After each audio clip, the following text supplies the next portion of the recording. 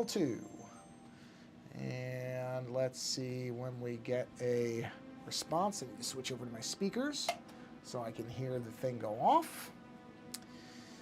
So we're going to wait for that to come up. All right.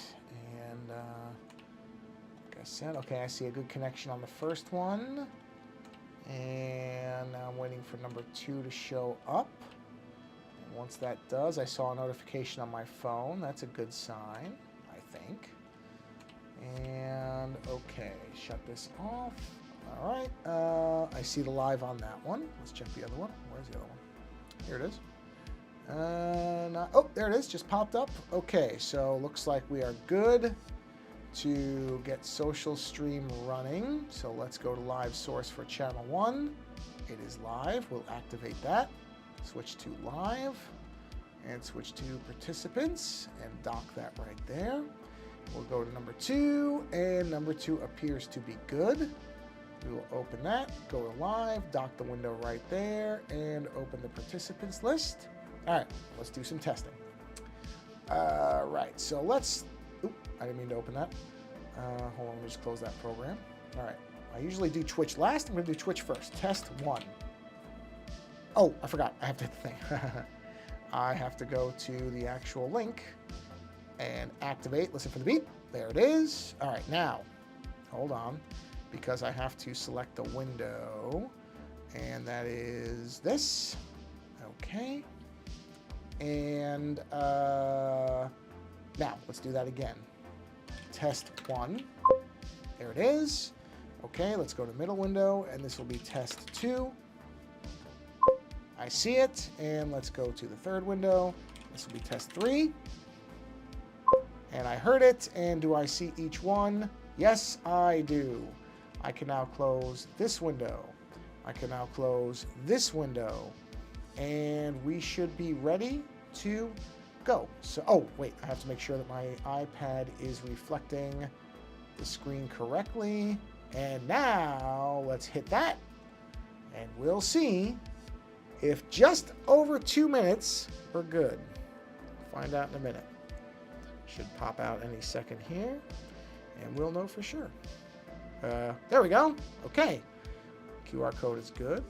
That's running. My sound's working. I've got my participant lists up. So I believe, I'm just checking everything, but incredibly, I think everything's working. Wow. Okay. Well, yeah, the meters are running. I can see both of the alerts. Live there, live there. Yeah, it looks like it's all actually working for once. Holy cow. That's a rarity. All right.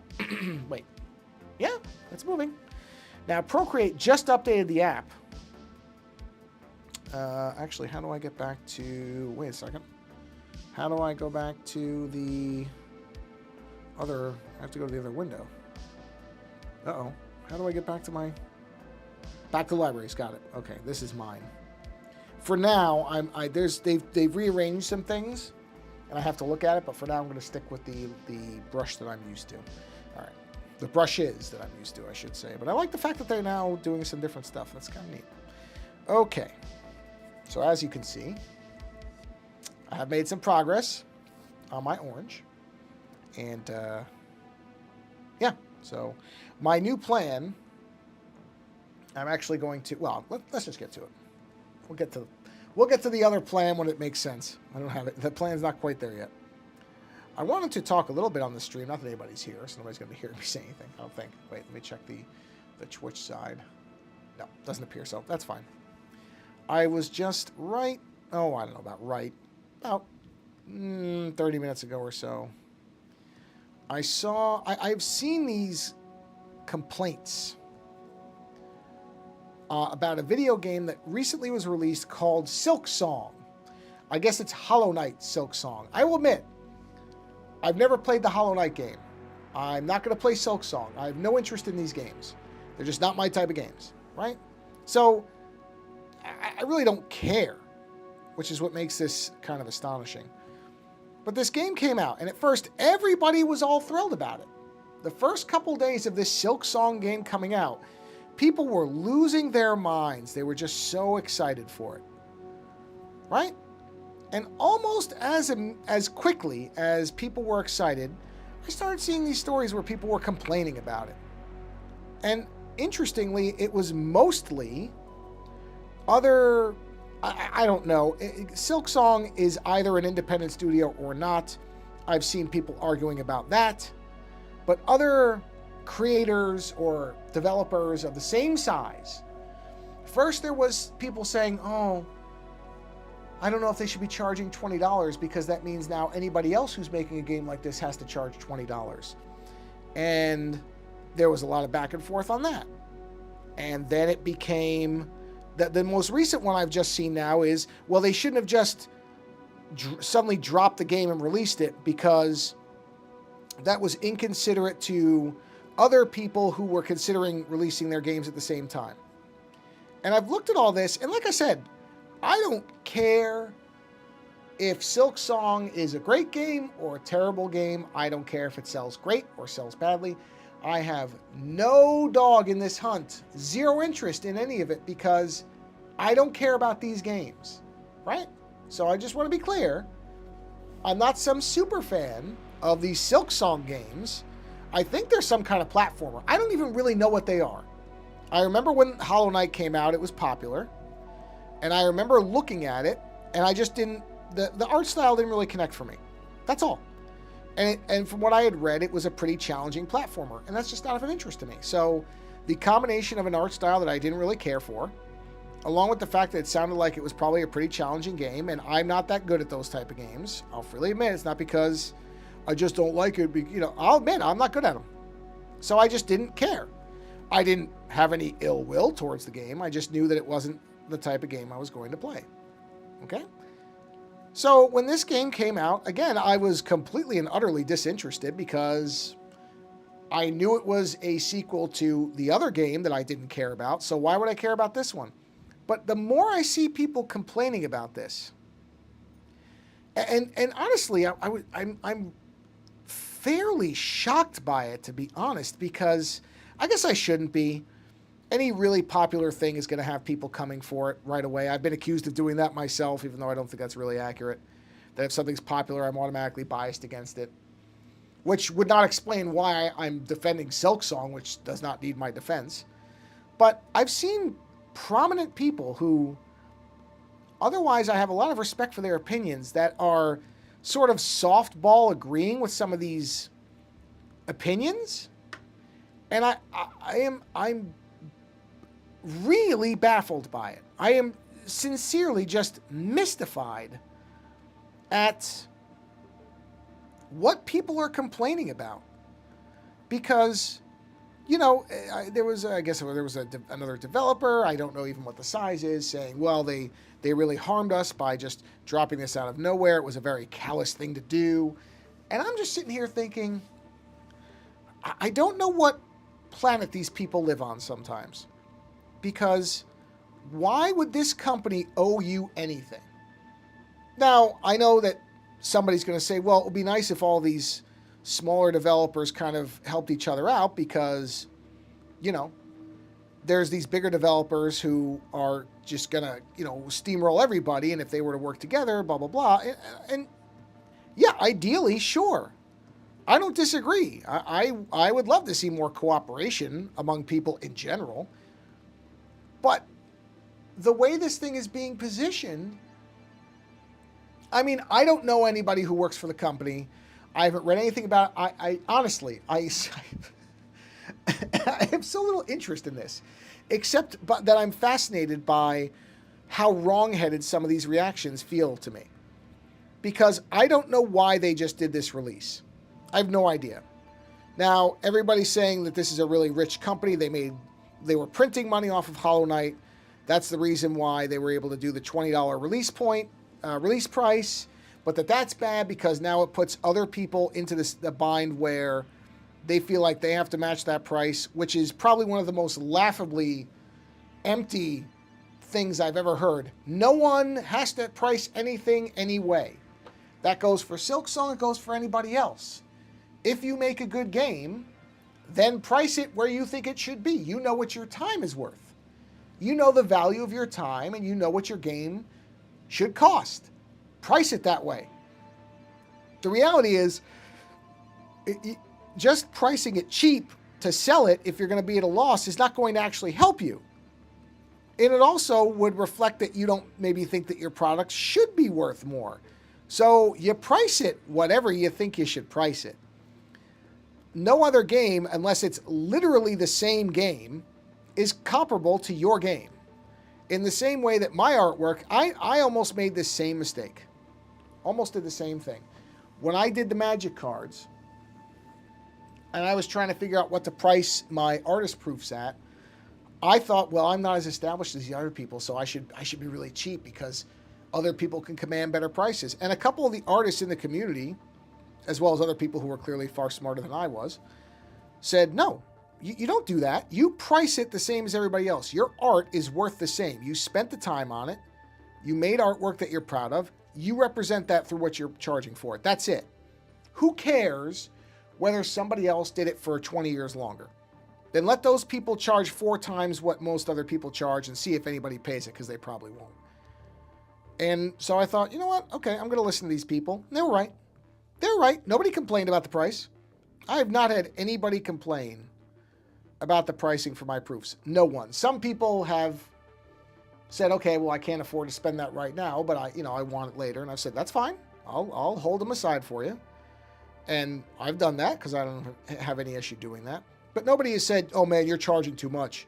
You're too new of an artist. You haven't done enough. You shouldn't be able to charge that much. Not a single person. No one. No one. And they shouldn't, because it really doesn't matter. In terms of if the artwork is good, then it's good.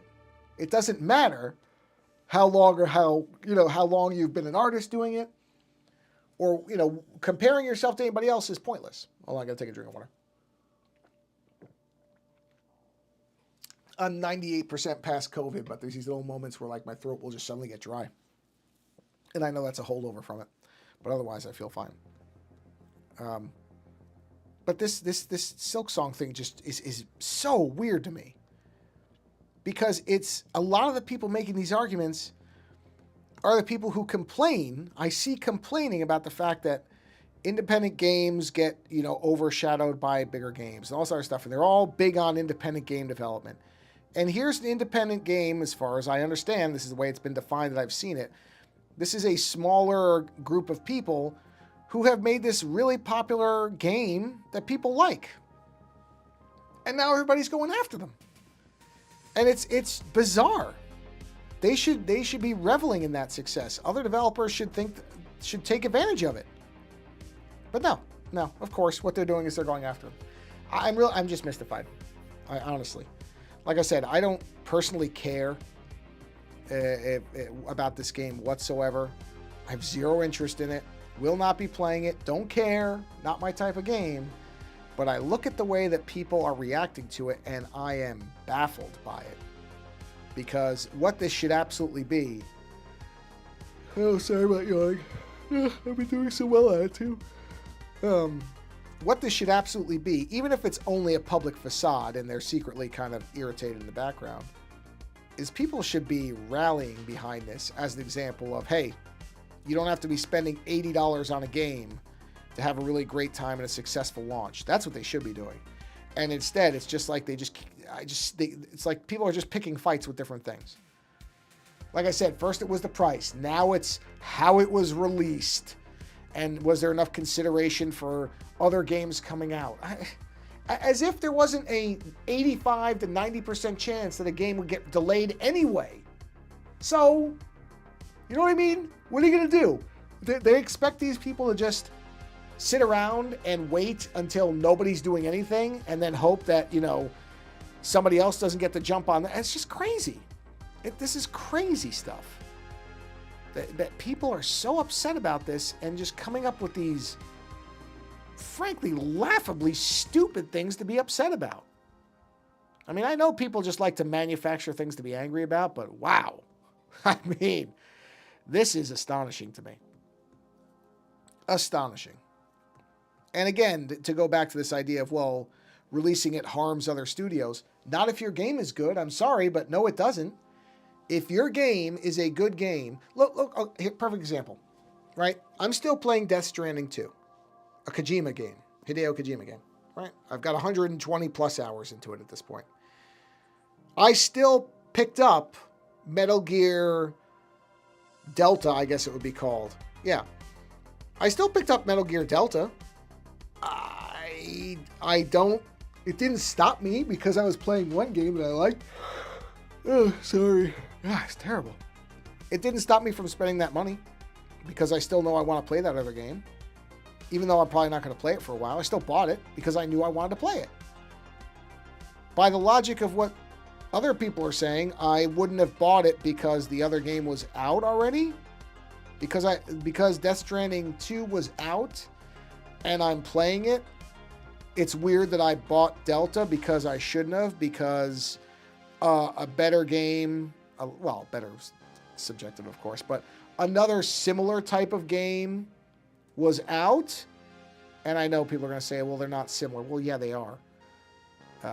Death Stranding 2 is more similar to Metal Gear Solid 5 than the first one was. And of course, all of them are similar in terms of their overall gameplay style and everything else. Yes, I know it's not identical, but you know the point I'm trying to make. Don't be cute with me. But that's what I'm saying. It's nonsense. It's just nonsense. And again, it's just people within the same industry tearing each other down. For what? For what? Because they released their game when they wanted to release their game? I don't understand it. I really don't. I don't understand this mentality. I truly do not.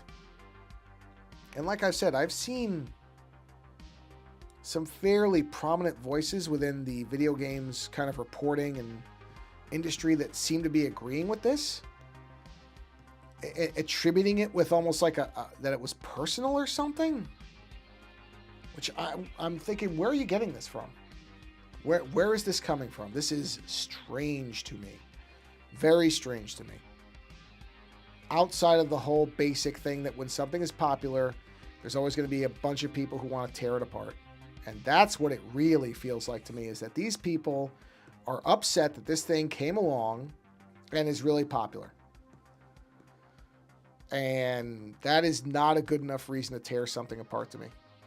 Just is not.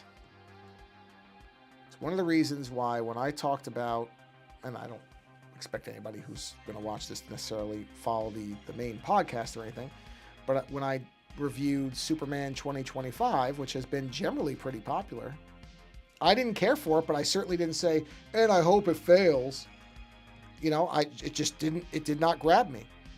But I'm still glad it's successful because it's a positive Superman. I made that point very deliberately, that even though this movie was not for me and I didn't end up caring for it all that much, that I'm very happy it's successful because it's a positive representation of Superman. And that, I think, is the more important point. So again, to go back to this, I don't understand these people who just seem to want to tear down something successful that they should instead be celebrating. That this game came out and overshadowed much bigger games by giant publishers who were happy to charge 4, 5, 6, 7 times as much, especially if you throw in limited editions, DLCs, and all the rest of the garbage they shovel at us now. This game did none of that. Oh, I think I might have to sneeze. Let me mute myself really quick.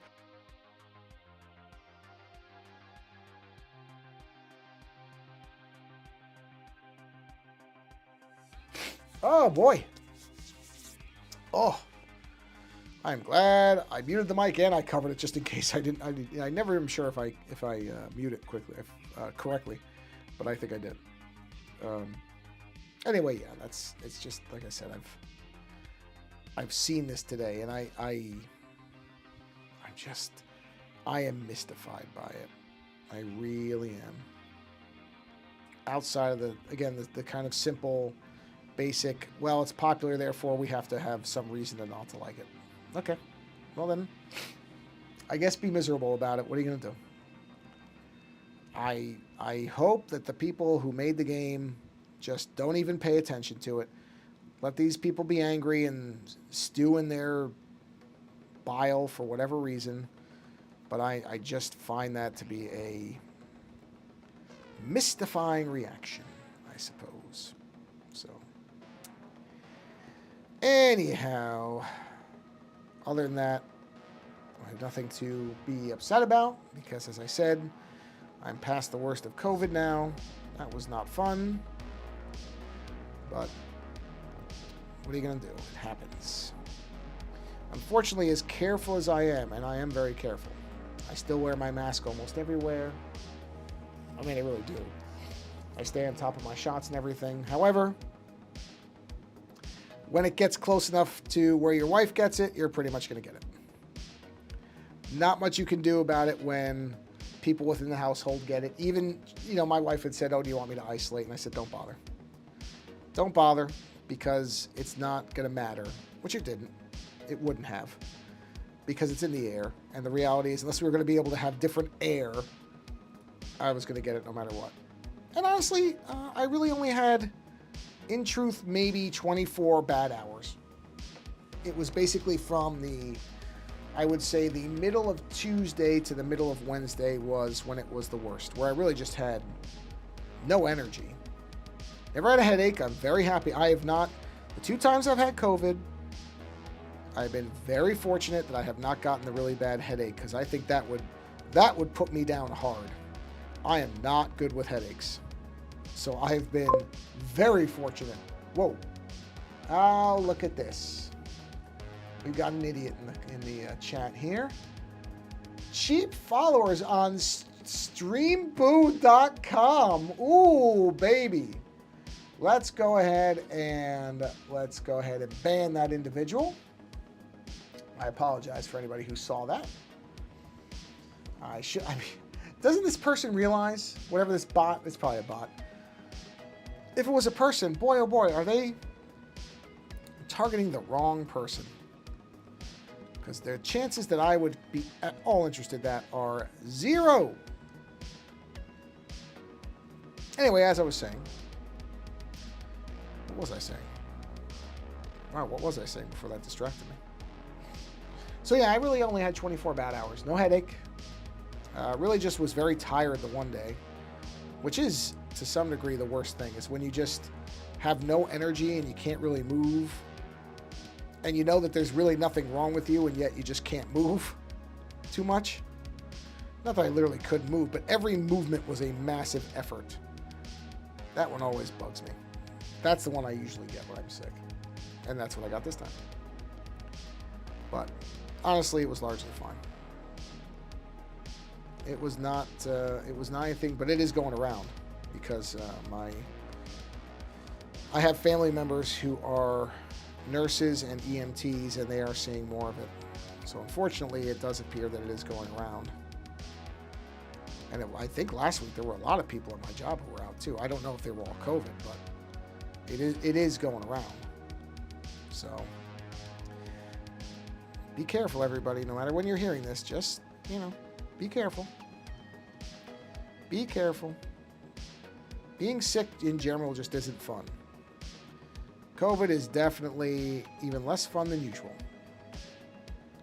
Not great. And it did something to my taste. I didn't lose taste. Oof, that's a terrible one. I didn't lose the ability to taste, but I definitely noticed that my sense of taste altered for about 2 days, where things just tasted weird to me. Not bad. I was still eating. I never lost my appetite or anything like that. That was actually really good. Never had an appetite problem. But things definitely, the flavor on things was off. It was like lesser.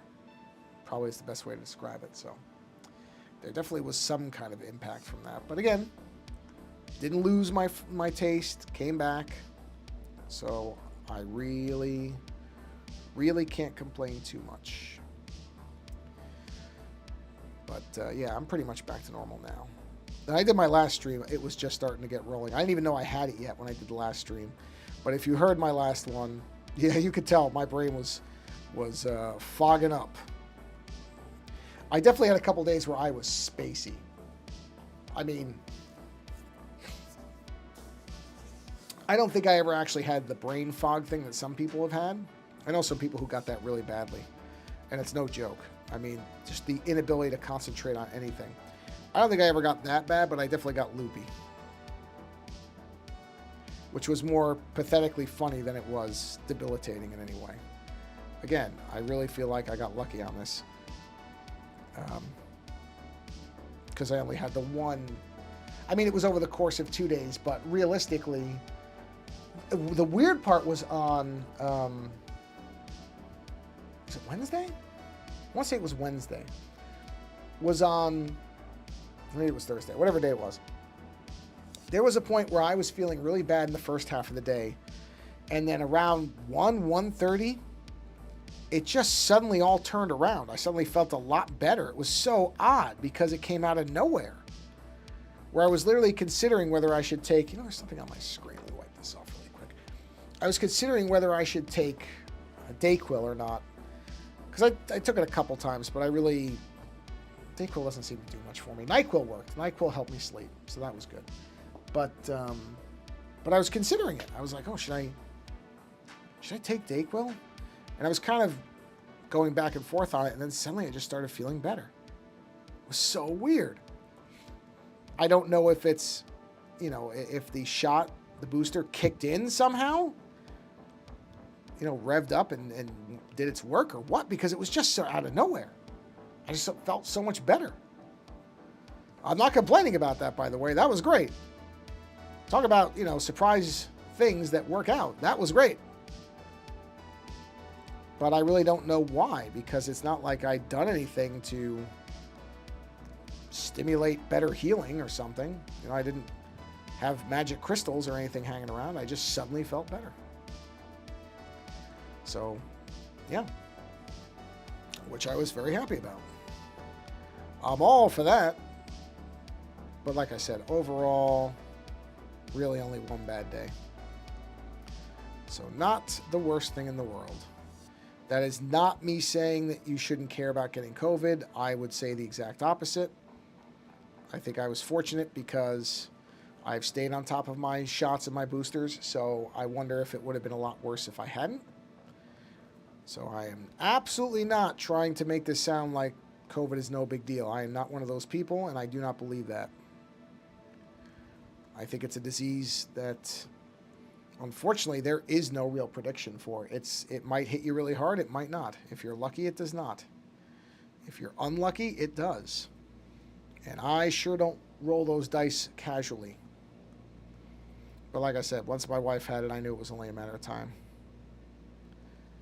And then I still, because I tested positive on Tuesday morning, or was it Monday? God, I can't even remember now.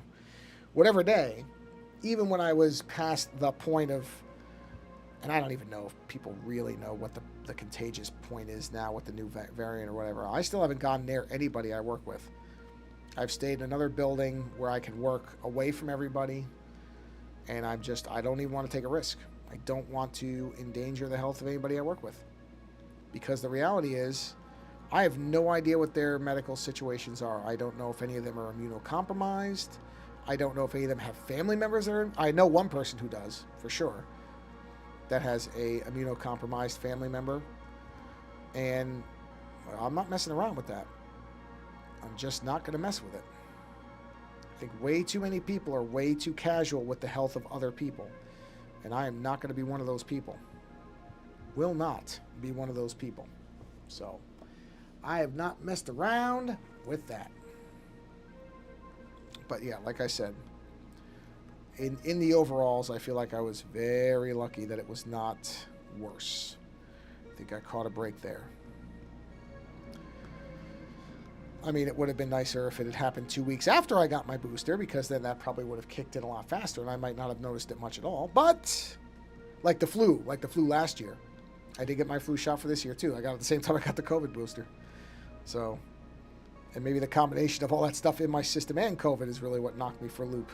So maybe it wasn't as much really COVID as it was the presence of all these things making my immune system go insane. Whatever the case, I feel much better now, so I'm not going to complain too much about it. But I would tell you, if you have the ability to get the booster, Think about it. Unfortunately, in this country, that's a lot harder. I actually had to tell the pharmacist that I was high risk, which I think technically, depending on how you look at it, I probably am to some degree, because I had very acute bronchitis when I was younger. And like a fool, I didn't get it treated for way too long, till I basically almost couldn't breathe. So that was stupid. So for all I know, I do have, like less lung capacity due to that than I should. I actually don't know whether that's true or not. That's what I said when I went to get my shot. Whether it's true or not, I can't really speak to, but it wouldn't shock me exactly. So, yep. So we're doing pretty good here, actually. Where are we at time-wise? 31 minutes. Well, I think it's time for a drink of water. God, I feel like I'm actually flying along this time. All right. Maybe it's because I actually got started. What do you call it? I was able to get the stream going, and it didn't take me 20 minutes just to get it all working correctly. Maybe that's helping. Could be. I would not be shocked. Exactly. Let's have this come straight down like this. And that there. And I am going to, I think I said this in the last, I don't remember what I said in the last stream. In the what I will now call the COVID stream, because I clearly was sick and just didn't really understand how much. But I am going to actually take Heroes Forever's advice and not do this all manually. The interesting part. Huh. Yeah. Well, doesn't matter. Sorry, I was just thinking about that spammer who showed up that I didn't see them on the list, but I guess they probably just shoot the thing in really quick and then jet out, so that's probably why I didn't see them in the participants list. I also don't know how quick that list is updated, because it's OBS, so I'm sure it's tapping into something and it probably doesn't have as quick a response as if I was in Twitch proper, you know what I mean? So, I watched a great video, so I will promote it as much as I can possibly promote anything here. But yeah, I knew that was going to happen. Accidentally. Okay. I watched a fantastic video by an individual named Daniel Ibbotson, whose screen name is DJ Slope. He did a complete history of a video game series called Elevator Action, of which there were more games than I even realized there were, over on his channel Slope's Game Room. I would highly recommend it, because I am a huge Elevator Action fan. So I was thrilled when I saw him upload that. And it was a very entertaining video. Like I said, I actually talked about some ports I didn't even know existed. But I remember playing that Nintendo game so much. And then I did play, I have to go back to it and play more of the arcade sequel that came out, because it's such a departure, but it's really good. It's much more of a kind of what you would standard action game compared to what the first game was. But I say that I like both of the games. I like the original as kind of almost like a relaxing game, even though it really isn't relaxing at all, because you're constantly trying not to get shot. So it's really not a relaxing game, and yet I'm so comforted by it, I think, because I played it for so long that I don't really care. And I kind of know the mechanics fairly well. I'm not an expert at the game or anything like that, but I have fun with it. I like to just play that occasionally here and there, and don't really worry about how well or badly I'm doing. It's just a fun game. So yeah, like I said, I would recommend that video, whether you're an Elevator Action fan or not. And depending on how young you are, you may have no idea what game I'm talking about, because I'm aware at this point that virtually everything I grew up with at this point is ancient history. I mean, even the original Nintendo, I imagine most younger people don't even know what that is. They might know that there are games from it on the Switch store. Or what do they call that? What do they call the Switches? Oh, they have a name for all the old stuff. What is it called? What do they call that thing? Hold on a minute. Let me look. Let me zoom out here so you can see all this. What do they call that thing? Let me look. It's not the eShop. It is... What is it? Let me see here. Switch. You got a message. Oh, let's... let me see. Switch... Switch NES games. Hold on. It's called something. It is called the a Nintendo Switch Online, and then inside of there are the older systems. Yeah, that's what it is. So in there, I don't know if jeez, you know, I'm not gonna respond to this. In the middle of streaming, I'm not gonna be texting during it. Let me see. Yeah, got it. Okay. In any event, what was I saying? Oh yeah, I don't know if elevator action is in that collection yet. I'll have to look. I'm curious. But I mean, I have it on my Ambernick my Ambernick R40X. Oh, sorry, my Ambernick Roger 40 X-Ray Victor handheld, and it's a riot. It's a blast. But I realized I hadn't put the arcade game, the sequel, Elevator Action Returns and/or Elevator Action 2. I had not put those on there, so I do need to do that so that I can play that, because those are fun. But I do enjoy those. The older game is almost a meditative game, because it's very much the same game over and over and over and over. It's just you go down, you start at the top of a building. I don't think that ever changes. And you work your way down, getting these. You have to go to these red doors, and you go in the red doors, and you come out with a file folder, and that's pretty much it. I mean, that's the whole game, and you just have to make it to the bottom, and that's really it. I mean, that's really what it is. Okay, I'm just going to look at something here.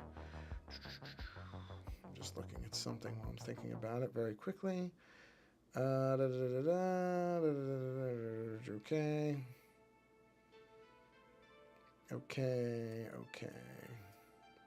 Yeah, so really there was only the first 2 games, honestly.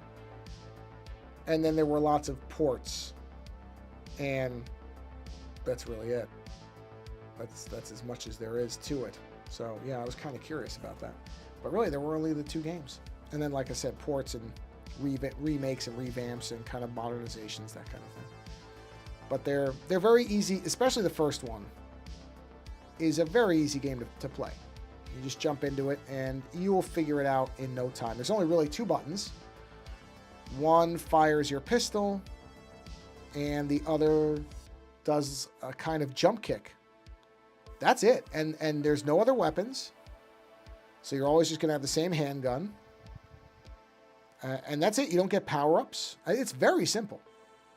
For some people, it might be too simple, but I think the simplicity, very much like, say, Tetris or, you know, something like, what's the other game? What's that game everybody knows? I mean, like a Candy Crush type game where you're just doing matching stuff. It's very similar to that, where it's like, oh, okay, you really don't have to, you do not have to have some high level of video game knowledge or even a low level of it. It's so simple.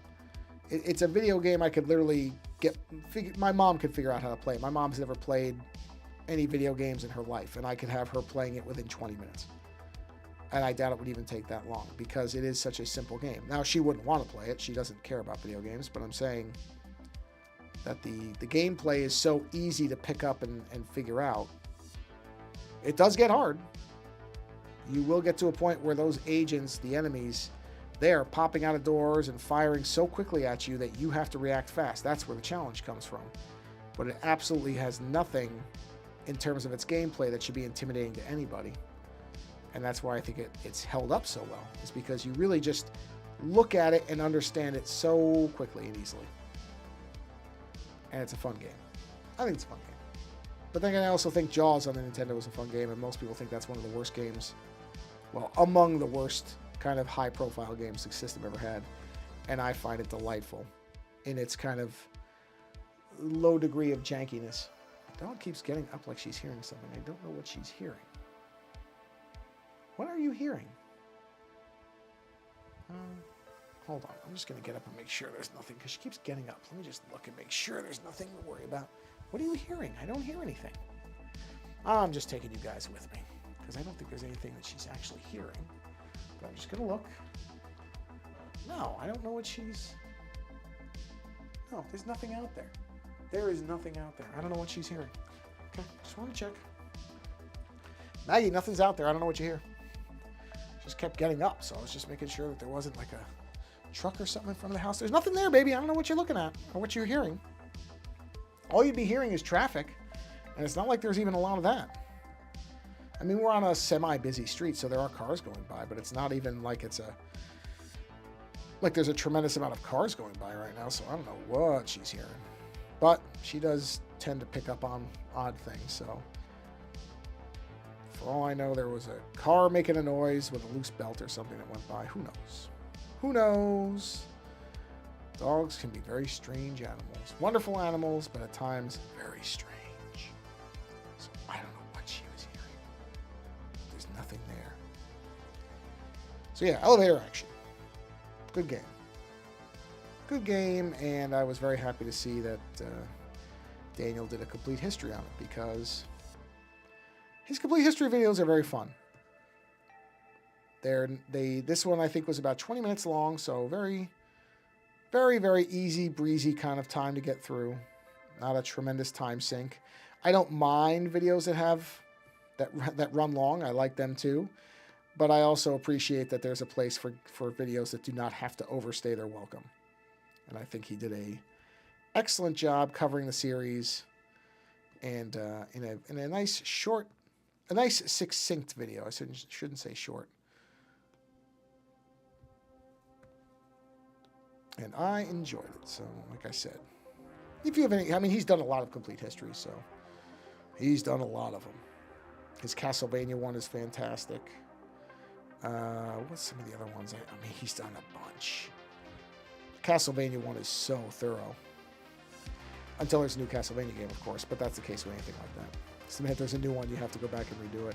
He did Paperboy, I know that. He did a Paperboy one, which I watched, even though I'm really not much of a Paperboy fan. I remember the game being around. I remember playing it in the arcade with the handlebars and everything, but I never really caught for me the way it did for some people. Daniel was a big fan of it, I think. If I remember from his video, he liked it quite a bit. It was very popular, I know that. I think a lot of that comes from the handlebar controller, though, to be honest. But, video games are like any other art form in that there's ones that people respond to and ones that people don't. That's what's great about it, is there's something on my screen again. I can see it. I can see it now. I think I missed it before because I couldn't really see it. Got it. It's gone. This is still moving. Yes. Okay. I don't even really know why I still have this orange. Oh, I do, because I have to have reference when I do the inner and outer rinds. I just want to have it there so I can judge that a little bit better. But I mean, I'm not really using it as not really much of a basis for this anymore. I never could get it to quite look the way that does, but this is fine. I don't mind the way this is looking. Right, it's getting where I need it to go. It shall arrive where it needs to be. Sometimes that's just the way these things go. And that's not a bad thing. There is a value in accepting that sometimes things change as they move along. And you might end up with something better in the long run. It's a very common occurrence with artwork. I've talked about this before, so this is nothing new to this channel. Is the Bob Ross concept of no mistakes, just happy accidents. I don't know if they're always happy, but I do think there is definitely something to the idea that you have to kind of just go with what's happening and let things form the way they're forming. Oh, it's over here. You know, that's not a bad way to approach things. Sometimes in life they say you have to roll with the punches. Same idea. Just let the artwork kind of go where it's going. And as long as you're not unhappy with what's happening, that is one thing I have learned not to. I'm not always the happiest with how things are going, but unless I'm actively unhappy with how they're going, I don't worry about it. I was not always that zen about things. There were points where if something wasn't what I exactly wanted it to be, I would just stop working on it. I don't do that anymore. At this point now, I am much more in the camp of, hey, just go with it and see where it goes.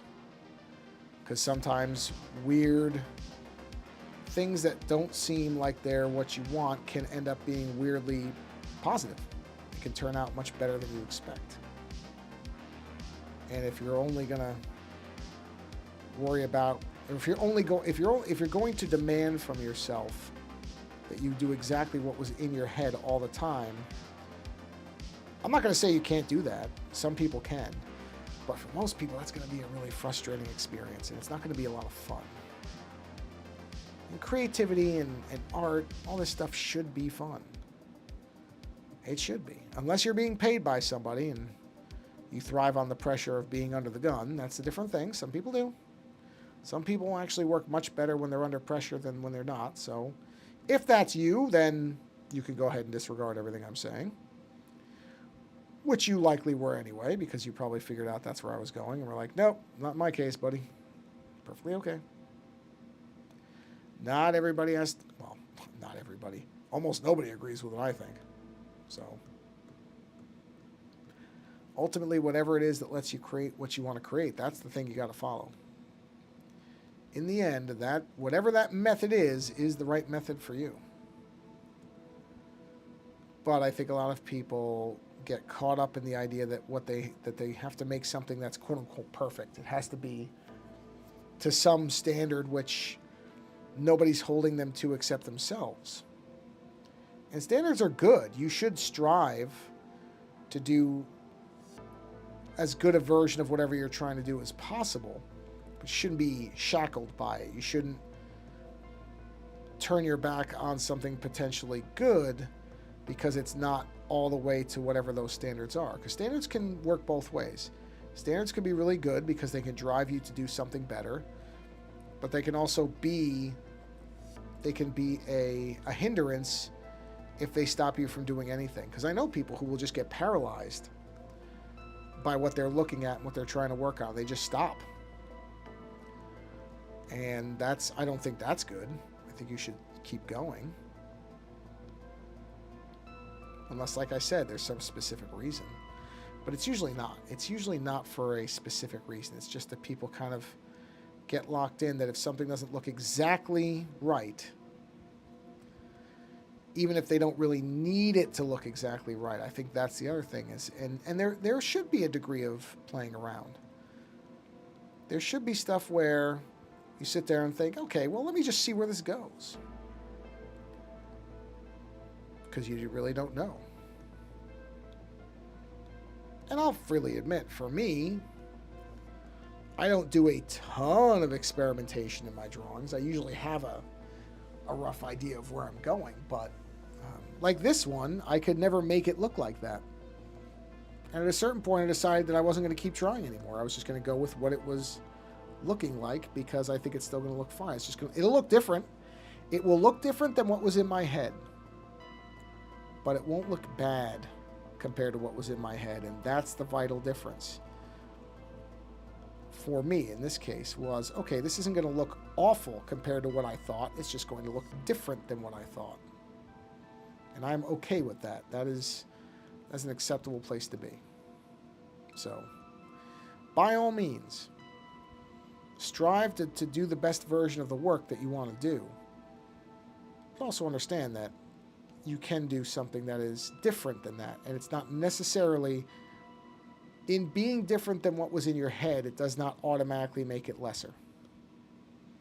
That's the mistake I think some people make. So what I'm going to do, where are we at? We're at 50 minutes. All right, I'm going to finish this one little bit of this. And I think we're going to bring the stream to a close because even though, as I said, I'm feeling a lot better, my nose is really starting to run. That's one thing I have had at night. My nose will start to run.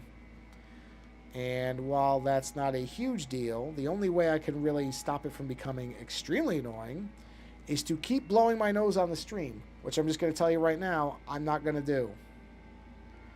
So I'm actually kind of happy I was able to get 50 minutes because I think my last one was 30-something. Because again, I didn't really realize it at the time, but I was getting sick. So it's kind of amazing I made it that far in there. But I think you could kind of tell that I wasn't all there. If you go back and listen to that one, it's probably pretty funny, actually. All right, so we'll finish this off. We'll round that around to there. Now we're close now. We're getting there. We're getting there. Yeah. Definitely getting there. All right, let's pop up our Be Right Back screen. There it is. And let me just disconnect this. Yep, disconnect that. And that should come off.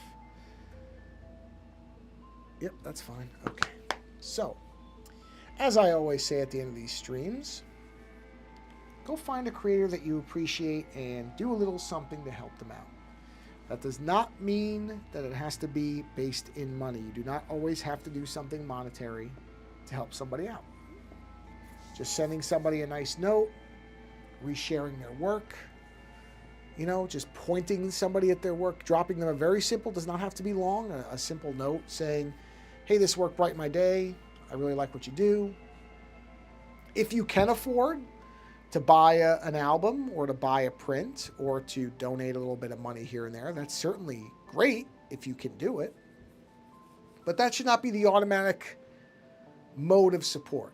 I think a lot of times it is. I think a lot of people feel like the only way that support matters is if there's a dollar attached to it. And that's just not true. There are lots of people that might be just struggling with making the art in general. And yes, money would be nice, but it would also be as much, if not more powerful for them to hear somebody say, hey, I like what you're doing. So whatever you can do, take a few minutes and do it. It's worth doing because it probably will mean far more to the person than you realize it will. And that's an amazing thing we all have, is to be able to positively influence others. So if you can, take a few minutes and go support an artist of some kind. I'm not talking about me. I'm doing fine. Outside of my runny nose, I'm doing fine. And even with the runny nose, I'm doing fine. So I'm not talking about myself. I'm talking about go find somebody else, somebody who needs that support, and take the time to give it to them. On that note, thank you for being here. I should be back to my normal streaming setup at this point. I think I am through the worst of it. I really hope so at this point. So until next time, like I said, go find a creator, support him somehow. Go do something creative, have fun with it. Don't worry about it. Just have a good time doing it. And once again, I appreciate you being here, whether you're watching live or later. Doesn't make any difference to me. I thank you for coming by in whatever capacity you have. And until next time, thanks for being here and take care.